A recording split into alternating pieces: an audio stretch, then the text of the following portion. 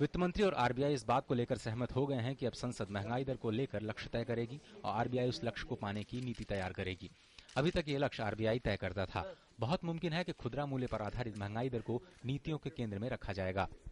The right to set the target, and then the central bank has a mandate to take steps to achieve that target. I think there is a great degree of convergence on the way to go forward, and I sincerely hope that in the years ahead we will be able to take this forward. We must achieve both goals of price stability and growth.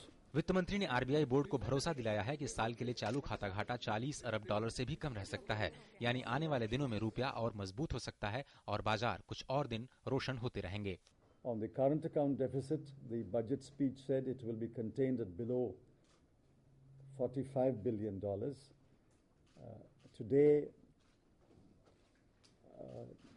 say 23 days before the end of the year, we can say confidently that the current account deficit will be contained below, say, $40 billion. नए banking licence के मुद्दे पर RBI governor ने कहा कि इस बारे में कोई फैसला अगले कुछ हफ्तों में आने की उम्मीद है, लेकिन इस बारे में चुनाव आयोग से सहमति लेना भी जरूरी है।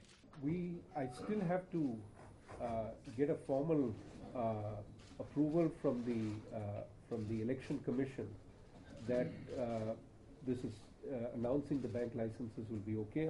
I think a number of people have said it will be, but it would be best that this process be formally approved by the election commission. And my sense is, if all goes well, we should be able to do it in a few weeks.